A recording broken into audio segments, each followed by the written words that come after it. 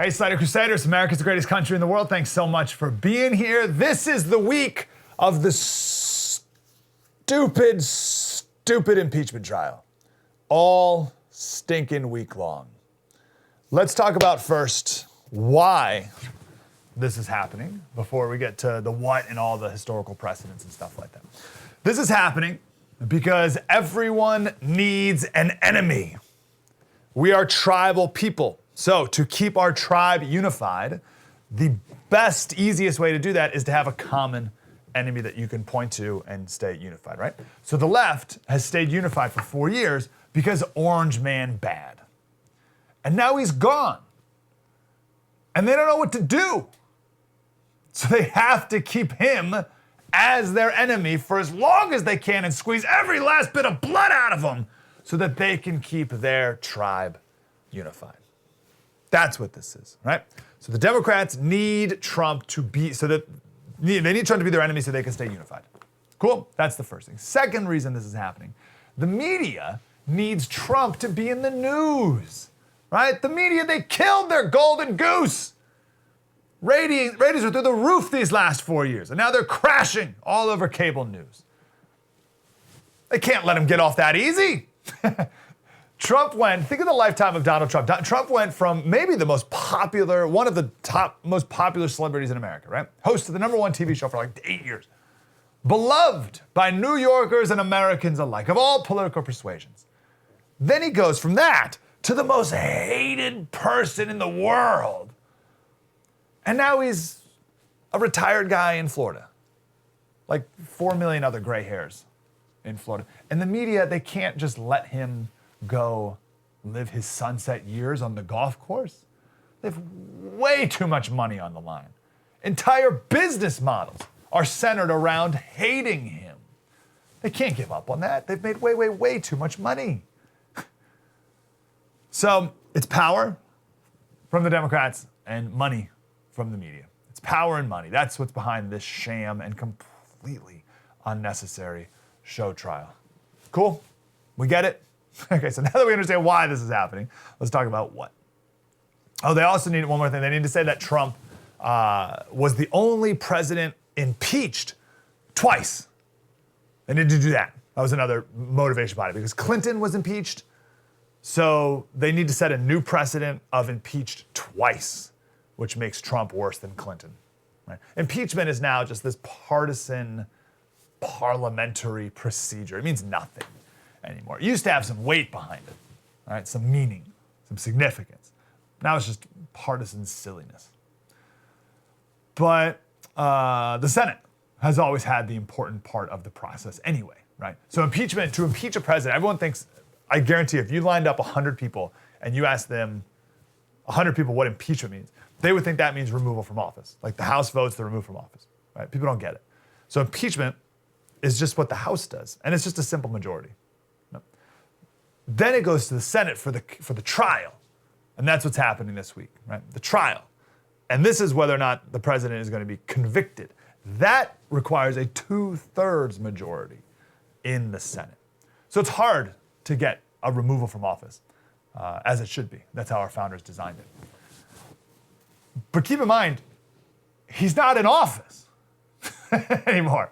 We'll get to that in a little bit. So here's the details. He was impeached the second time.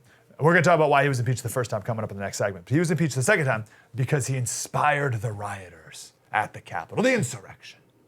And the only quote from Trump that the Democrats have included in their impeachment articles is the line, "If you don't fight like hell, you're not going to have a country anymore." He said that at the rally. Okay. So lines like that are impeachable now. Good to know. Right? So now, okay, let's hold every politician to that standard. Are we going to? I doubt it. Remember when Chuck Schumer, a couple months ago, Chuck Schumer was outside the Supreme Court building during when the Supreme Court was doing some abortion ruling out of Louisiana.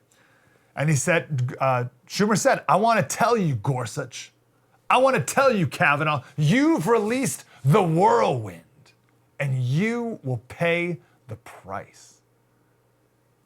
And he said, you won't know what hit you if you go forward with these awful decisions. That was so bad, the Chief Justice, and the Chief Justice doesn't do stuff like this, but the Chief Justice had to make a comment, a public comment rebuking that rhetoric from Chuck Schumer. But that's fine, apparently, not impeachable. Remember this gem from Maxine Waters? This was in the midst of the whole kids in cages freaking out controversy, and there were a lot of videos going viral of people getting in the face of politicians when they were out to dinner and stuff like that. Here's Maxine Waters. Make sure we show up wherever we have to show up. And if you see anybody from that cabinet in a restaurant, in a department store, at a gasoline station, you get out and you create a crowd. And you push back on them.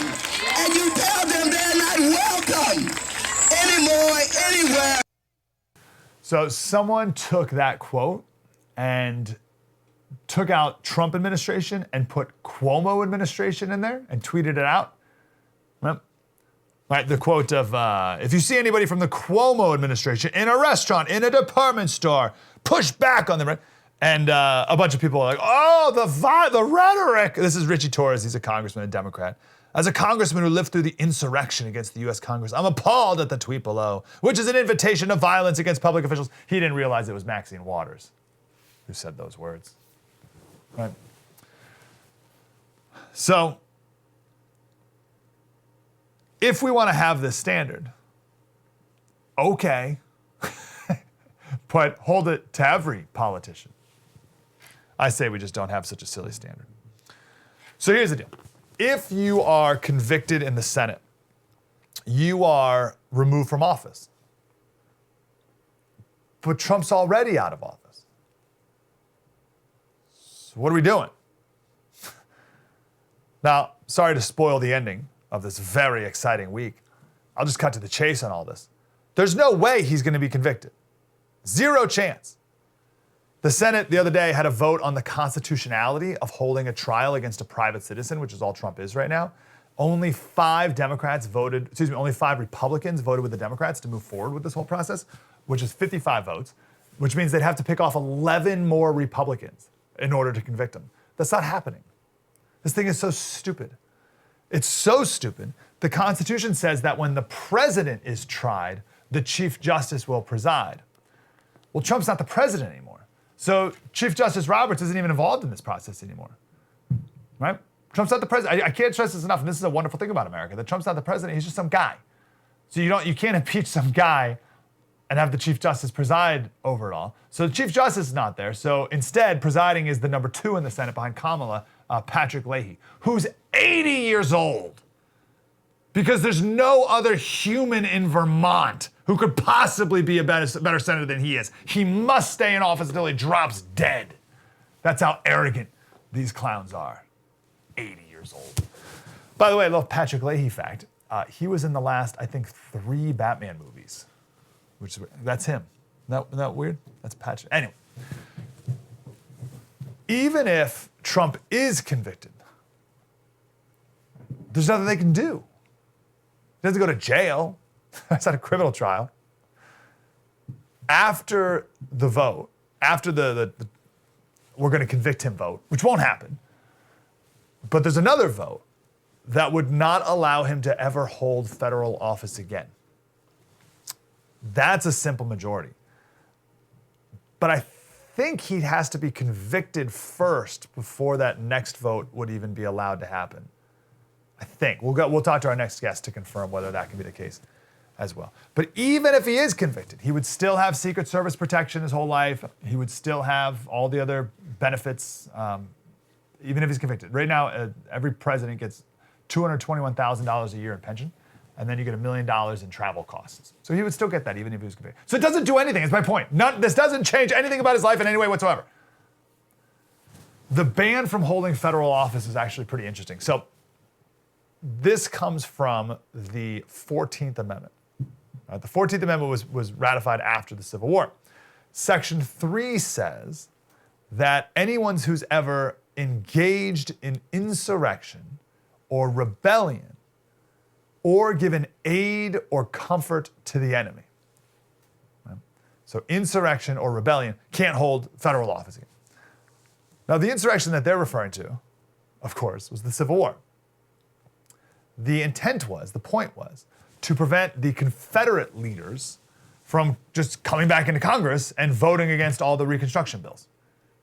Right? So they passed it and said, hey, listen, if you were a Confederate general, you can't now be a congressman from Georgia and just come in and be again, right? Because that would just do the whole same thing again, right? So none of the Confederates are allowed to come back into Congress right away, or at all, right? Make sense? This, by the way, is one reason why the Democrats quickly changed their rhetoric from it was a coup to an insurrection, right? Because that's what it says in the Constitution, if you've committed an insurrection. So they had to line public opinion with the fact that this was an insurrection, right? That's one of the reasons why they did it, to justify this. But even then, even if it went, well, it was ratified in 1868, even then, it only lasted for 4 years. So 1868 is when the 14th Amendment was ratified. By 1872, just 40 years later, President Grant issued a partial amnesty to Confederates. So you can't hold federal office if you committed an insurrection. Even that was only a 4-year thing. It was so Section 3 was barely a thing in the 1800s when it was relevant. It's not even relevant here. The only time, little 14th Amendment trivia, the only time someone's been on trial after they were out of office was President Grant's Secretary of War. There was something called the Trader Post Scandal of 1876, which was some like kickback. Like the guy was like handing out something for money or something. I started to read up about it, but it doesn't matter. So he was impeached for it, but he left office. But they still went through with the trial, right? Because whatever the opposing party said, oh, we were not going to let him get off that easy. You can't commit these crimes and then just leave, and that's enough. Right? So they had the Senate trial, and there needed to be 40 votes in order to convict him. There were only 35, so he was acquitted too, just like Trump's going to be. Every senator back then acknowledged that he took money illegally, but all the senators who voted against conviction said the Senate has no jurisdiction anymore because he's just a private citizen. Just like Trump, the Senate has no jurisdiction anymore over this. So that's it. That's the history of it. That's the why we're doing this and the what of it all. As we're going through this entire process, and as the whole country's going through this ridiculous process for the next week, do not forget why the left is doing this. Vindictive power and money. Ratings. Coming up next, we'll talk with Mark Hemingway about the first impeachment and how ridiculous that was and how that was done to pave the way for Joe Biden's presidency. We'll do that next. True story. Mike Slater, spread the word.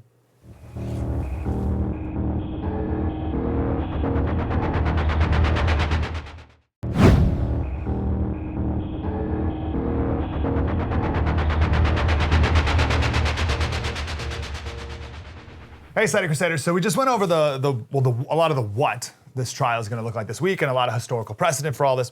But the why is the most important. So again, my belief is that the why is just because the tribes need enemies and they're not going to let Trump go without continuing to squeeze him and their how much they hate him for every drop of blood that he has left in him. And then the media makes a ton of money off of the ratings game of it. So I think that's why this thing still exists. But let's not forget the first impeachment that occurred of this president, and how much a sham that was too. Mark Hemingway's here from Real Clear Investigations, how Democrats crafted the first impeachment, helping defeat Trump in 2020 with the media help. Mr. Hemingway, how are you, sir? I'm doing well. Good to talk to you. Do you think that's a fair characterization of the why this is even a thing today, that they need an enemy in Trump and there's a lot of money to be made in ratings? Yeah, I mean, that absolutely factors in. I mean, if nothing else, I mean, even if you agree that there were, even if you could magically find some way to agree that there was incitement or some other, legal accountability for Trump with the events of January 6th, it doesn't change the fact that the previous impeachment and impeachment attempts before that, because there were 3 impeachment votes by Democrats in the House before they impeached him the first time, so poisoned the well in terms of how they corrupted what was supposed to be a transparent process for impeachment that, half of the American people just, aren't on board with, anything in terms of how they think that they just view Trump as this villain, regardless of the fact. Yeah, it's a shame that impeachment now is just like a parliamentary procedure, isn't it? Like, it doesn't mean much of anything anymore.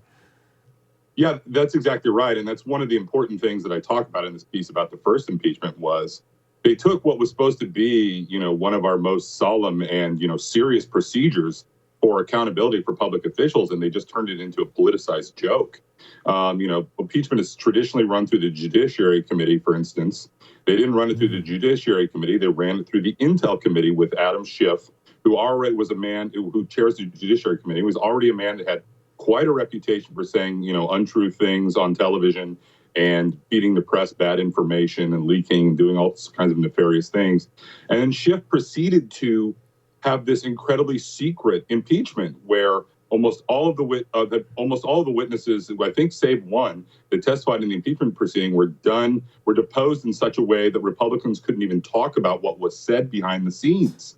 That's not a transparent, measure of accountability that the American people can have, faith in.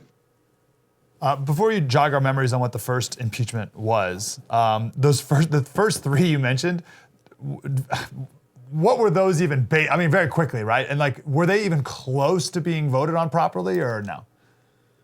Well, they were voted on properly in terms of procedure. The question is whether they even merited a vote.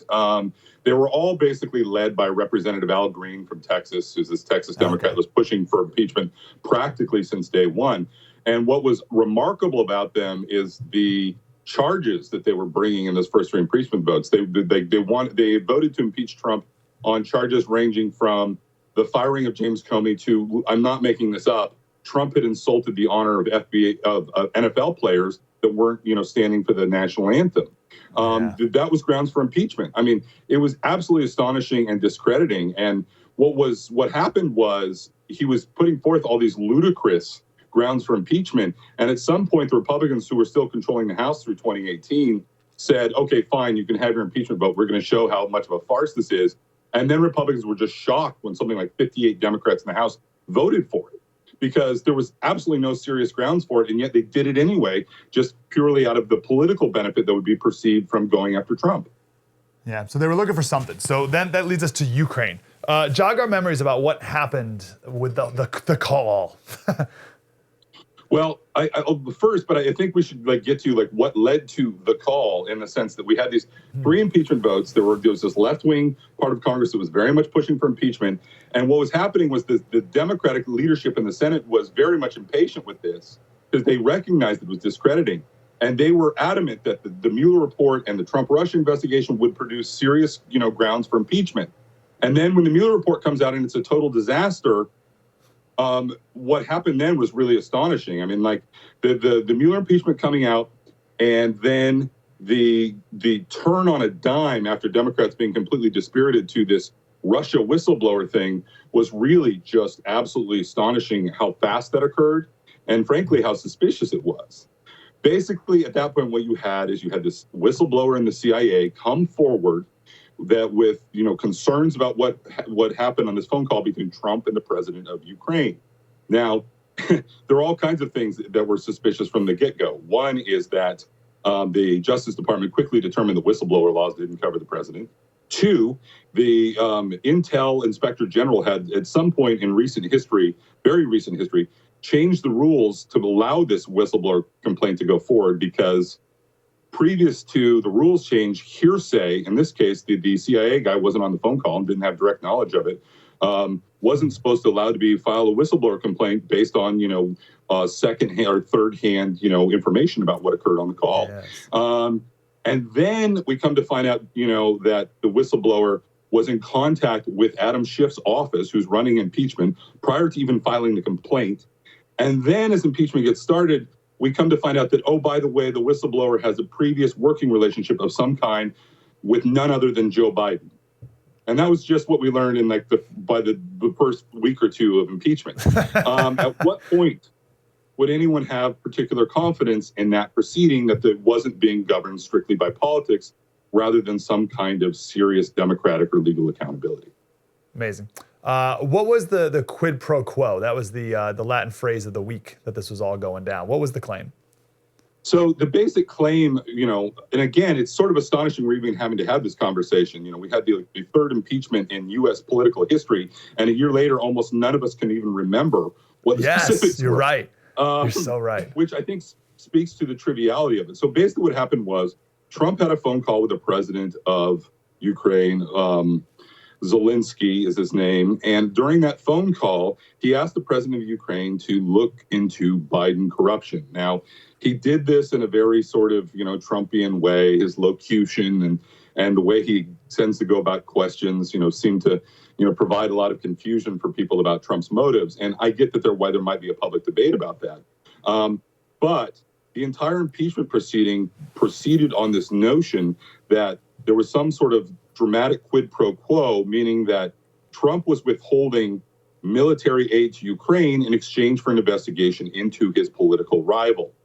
But the reality was, at the time Trump asked for the investigation, no one in Ukraine, including the president, who readily agreed to the investigation because he knew that there was corruption going on in his country, had any knowledge that the Trump administration was withholding the aid.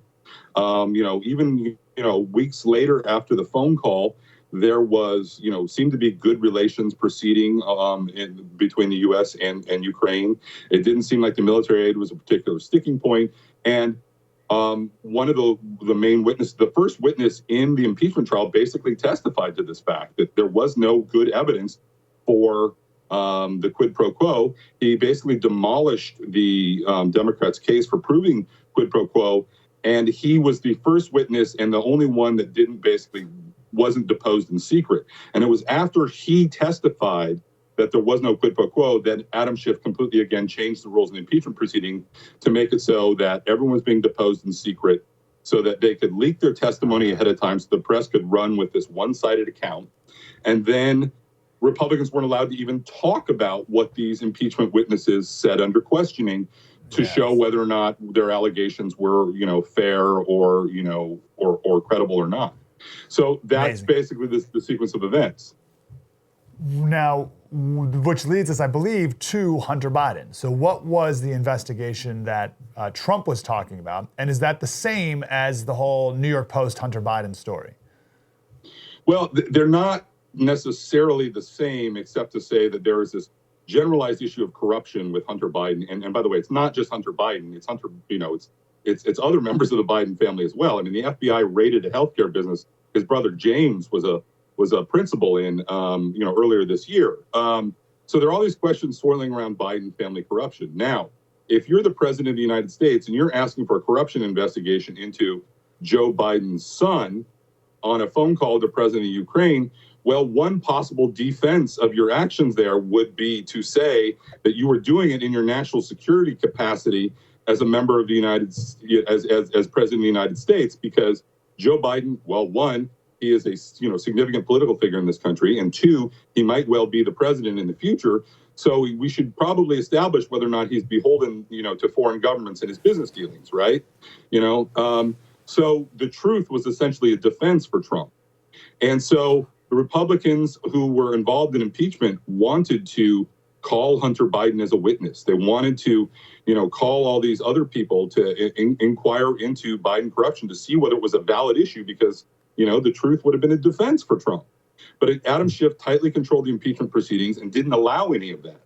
There were a number of witnesses in the impeachment trial who did admit publicly or otherwise that the Biden corruption stuff in Ukraine looked really bad.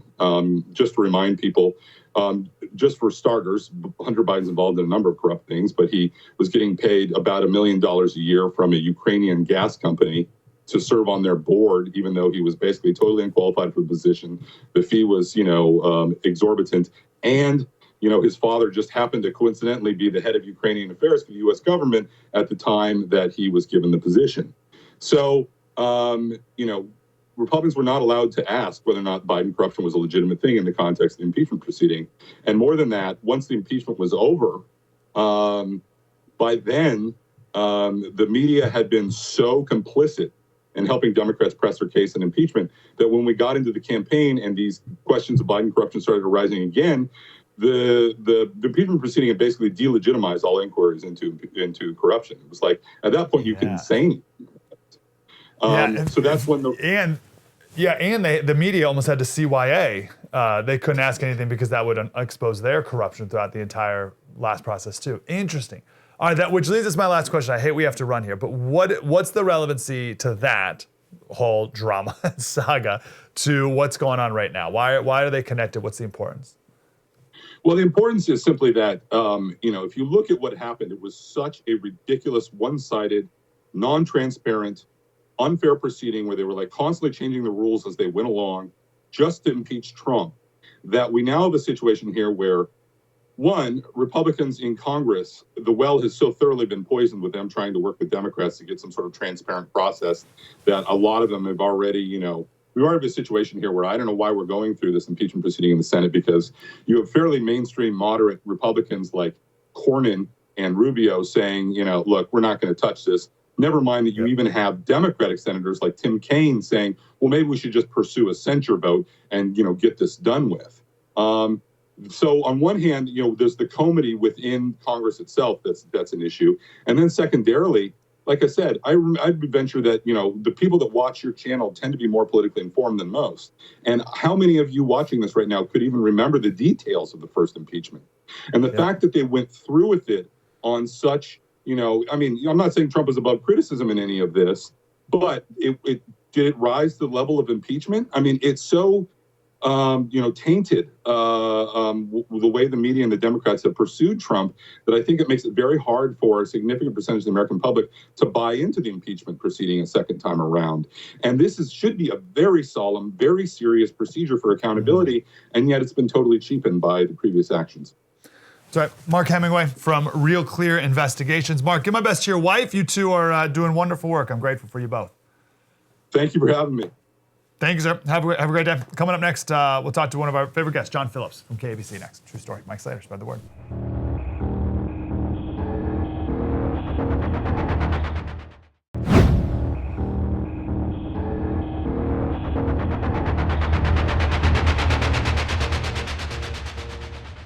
Hey, Slater Crusaders. Want to go to one of my favorite guests, John Phillips. He is the host of the afternoon radio show on KABC and also a writer at the Orange County Register, which is one of the few conservative-ish leaning newspapers still remaining. John, how are you, brother? I'm good. How are you? Good to talk to you. So give us your analysis here. Why is this trial even taking place? Well, if they're going to be sacrificing one person to the gods, it's not going to be Donald Trump. It's going to be Joe Biden. Let's not forget, Joe Biden told Nancy Pelosi and Chuck Schumer not to do this before he put his hand on the Bible and was inaugurated. Because if you're elected president, what you need to do is you need to use those first 100 days to really enact your agenda. That's when you push your legislation. That's when you have the highest likelihood of getting everything through. But instead of focusing on Joe Biden's agenda, he's out doing these executive orders. The Congress is still talking about Donald Trump.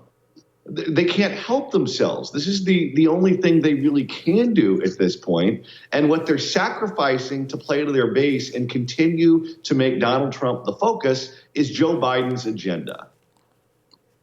That's a really good point. So why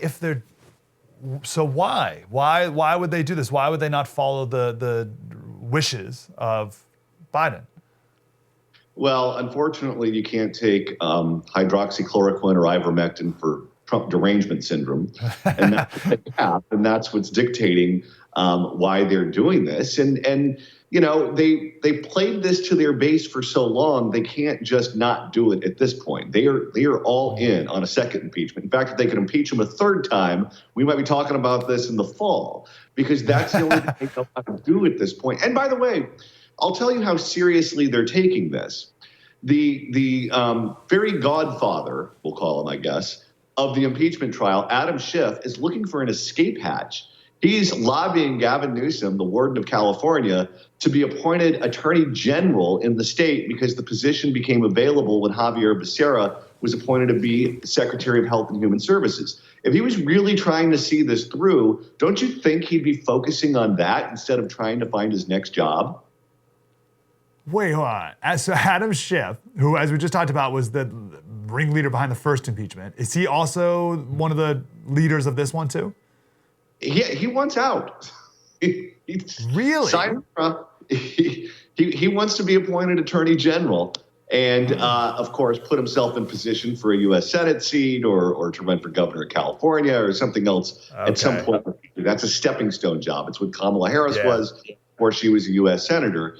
But if impeachment was the focus and you thought you actually had a shot at getting it through, wouldn't that be what you were spending your time on? Yeah. So who are the Congress people and the senators on the left? Who are they catering to, if not Joe Biden? What's the aspect of their tent that is calling for this? It's the media. It's MSNBC, it's CNN, it's the big newspapers. And by the way, this shows you that there are rough waters ahead for Joe Biden. Joe Biden is a guy who existed in the Senate for decades and decades as a good old boy. He was the young buck. He got elected in his 20s, who could get along with Strom Thurmond. He could get along with Ted Kennedy. He can get along with all the old school guys and drink and slap them on the back and do that sort of thing. But he's not an executive. He's not a guy who has ever had to run anything before.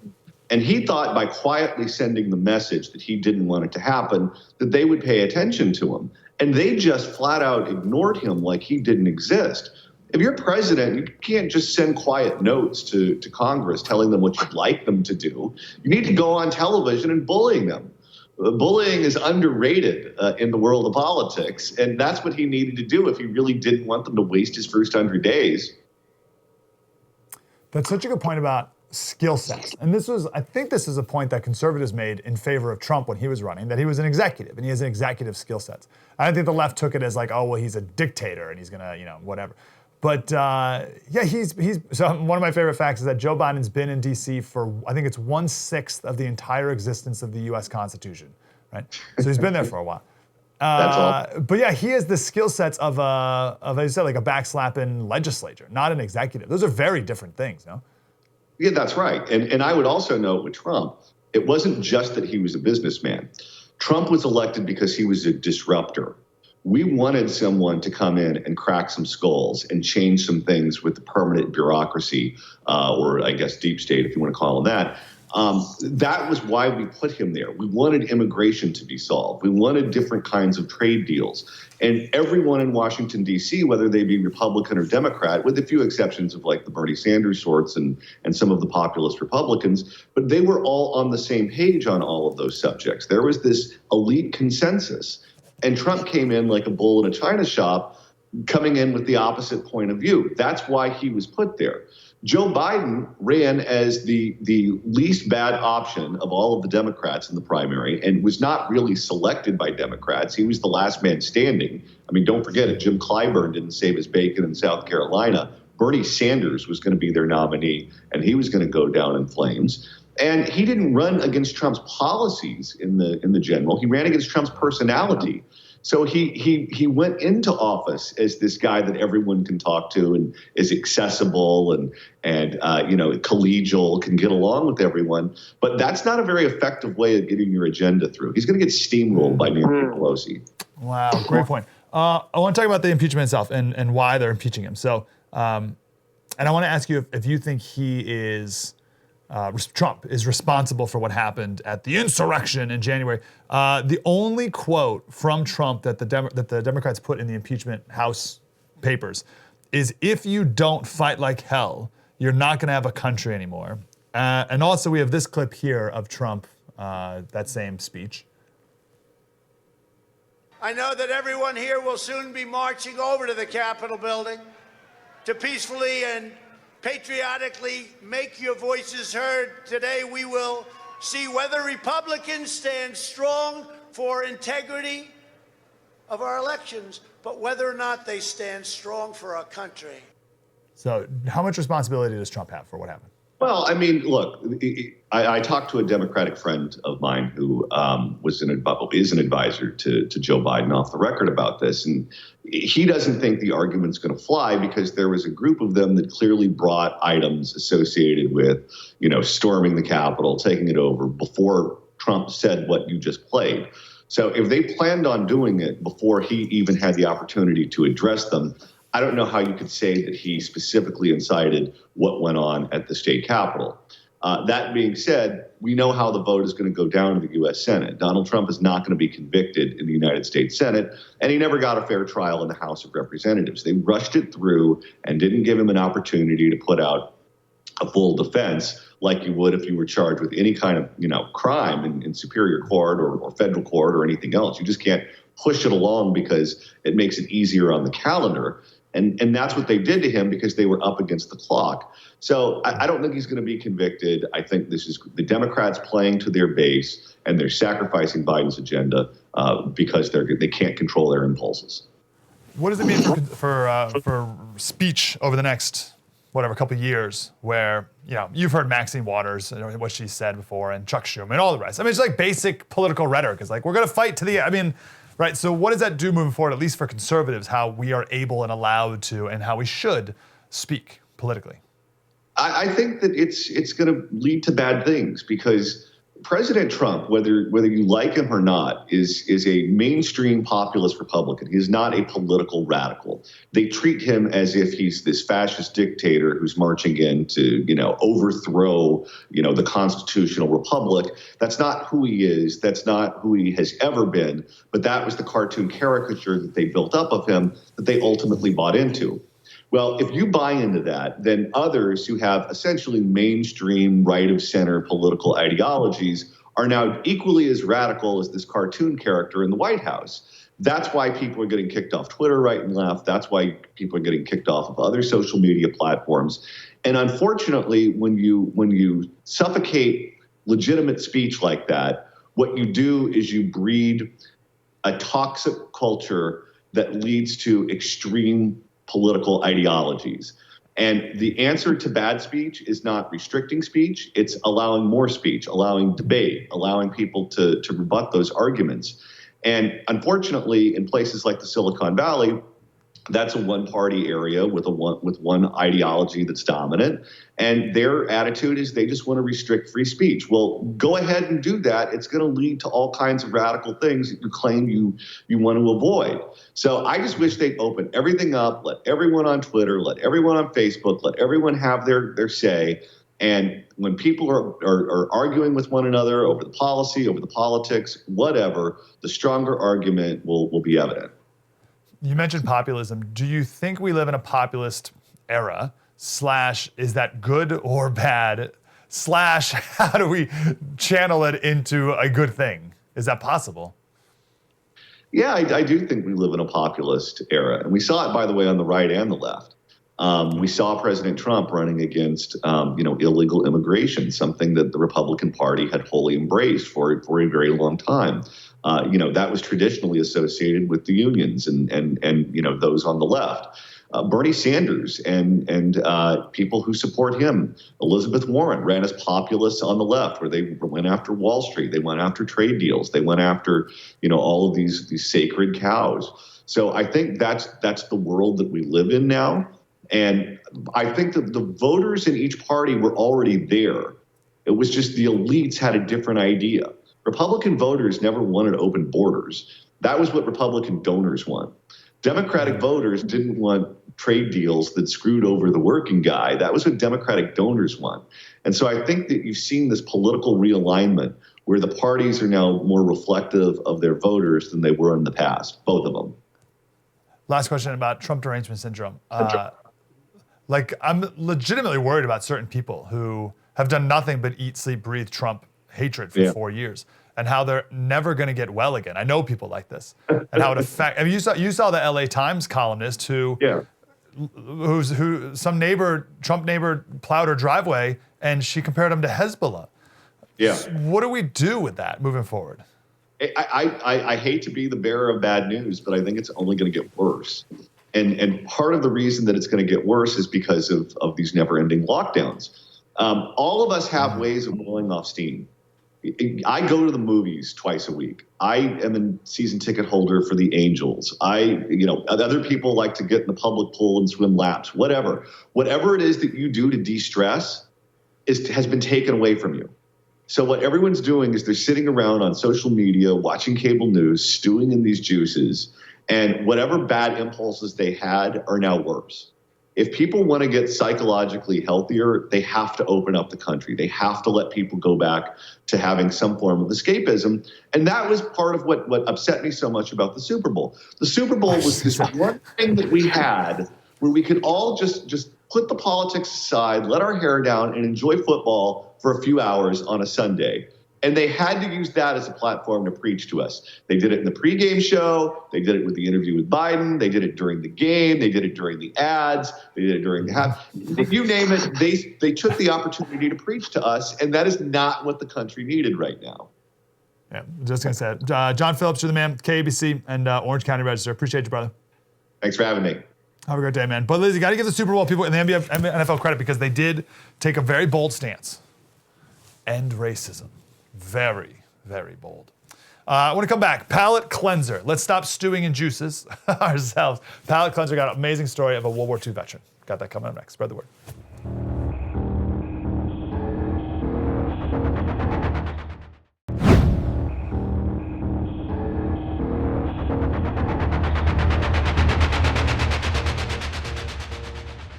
Hey, Slater Crusaders. I can't do impeachment trial all day today. Trust me, you're going to be inundated tomorrow and the next few days. Who knows how long this ridiculous thing will go on. So let's instead, can I tell you a story? I think you'll like it. Norwood Thomas. Norwood Thomas was walking along a beach. I'm trying to think if I should tell you how old he is at this moment. Picture a man walking on the beach. All right, I'll tell you he's 92 years old. So change your vision accordingly. He's walking along a beach, and a man walked by Norwood with his family. And the man took out his camera and started taking pictures of him. And then more people started joining around, and people were saying, he was there. He was there. A young mother called over her son, who was over there building a sandcastle. She called her son over and said, look, you should respect this man. You must always remember what he did. Norwood Thomas was on a beach in Normandy. He was one of the men involved in the D-Day invasion. He did not storm the beach. He was, if there's anything crazier than storming the beach, it's a paratrooper on D-Day. So he didn't storm the beach. They merely dropped him out of an airplane and he glided behind enemy lines. Because that's the most insane thing ever. But he knew the men who stormed that beach. And he picked up a handful of sand and he said to the crowd, this is sacred ground. Then Norwood hopped in a car and the driver took him to an apple orchard. And he told the man to stop. And he said, yeah, I can't be 100% certain, but I think this is the spot. This must be it. 77 years ago, it was an open field. Now it's an apple orchard. He got out of the car and wanted to walk across the field, but there was a fence. It was locked. He thought about hopping it, but it wasn't his land. But he couldn't stop there, right? He came so far. He needed to get into that field. He couldn't stop so close. So he talked to the farmer. And then he came back the next day and the farmer left the gate unlocked. So he did get to walk on that field. That was the same field that he landed on as a paratrooper 77 years ago on D-Day. And he stood there for a few minutes with his eyes closed. Just a few minutes. And then turned around and walked away. He said he could still hear the gunfire. Norwood was a humble man. He never wanted any attention. But as more and more veterans have passed away, and he was healthy enough to make it to all these ceremonies, he started to get more attention every year. One day, it came up, I was talking to some family members, that before he was shipped off for D-Day, he spent time in England. And he told the story. He said, one day I was out with a friend, and we were young, so we had our eyes out for young ladies. And we were on a bridge crossing the Thames when we looked down and we saw two fine young ladies. So we went down and we paddled around the Thames in a rowboat for a while, and later got some drinks and food, and Joyce and I clicked. The pair dated for a couple months. They fell in love. He said, I fell in love with the way she smiled. I'd always look at her and think, my God, that is one sweet girl. And I got this visual of him walking over the bridge. I got the whole visual, like, it's black and white, of course, right? And he's walking over the bridge, he sees these girls, he's like, hey man, let's get a rowboat. We rent a rowboat quick, they paddle over to him. Somehow he has to charm the two girls to come on the boat with him as they're riding across the river. They never saw each other again. He went off to war, came back to America, she went to Australia. And they both married and went on with their lives. Well, they were both widowed. And he would think of Joyce. He thought she was dead because he heard about a plane crash in Australia decades ago and read that there was a Joyce on board. He didn't know her last name, right? He thought it was her. But he would think of her from time to time. And then one day his phone rang. It was Joyce. She talked about him to her family. And some people in her family looked him up. Gave him a call. He picked up the phone. He said, hello. On the other line, she said, Tommy? He said, oh my God. It stirred emotions that have been dormant for a long time. He said, no one's ever called me Tommy, except for her. His name's Norwood Thomas. No one's ever called her Tommy, except for her.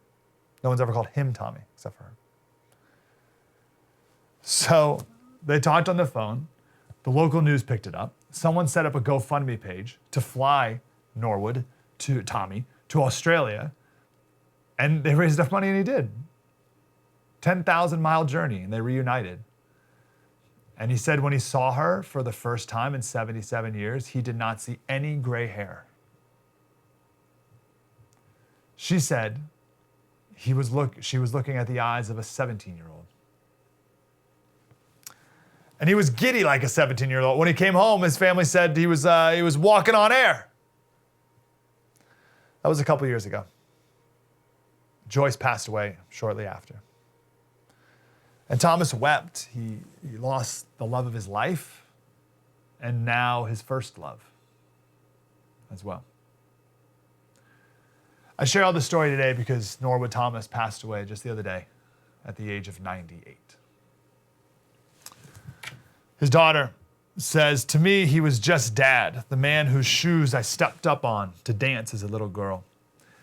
We see these men now and they're slower and bent and don't have the spring they had when they were moving across battlefields or jumping out of airplanes behind enemy lines. We see their campaign ribbons and their caps, but don't forget what they did when they were younger. No matter how little they make of it, Norwood, just like every World War II veteran I've ever had the honor of talking to, I'll say it again. He jumped out of an airplane behind enemy lines. And then you just fight your way back. Multiple times he did that. He ended up fighting the Battle of the Bulge and a bunch of other places too. He said, I was just doing what I was supposed to do. Every World War II veteran I've ever talked to says that. Oh, it was just my job. I was just doing what I was supposed to do. What?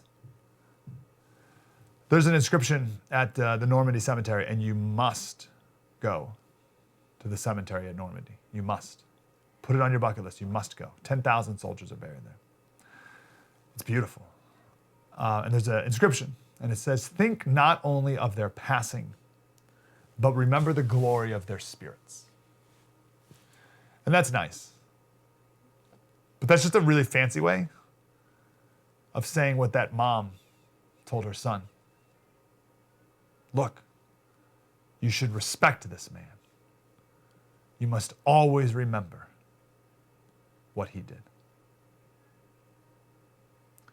Tomorrow, we'll get back to the impeachment trial. We'll cover it live. True story. Mike Slater. Spread the word.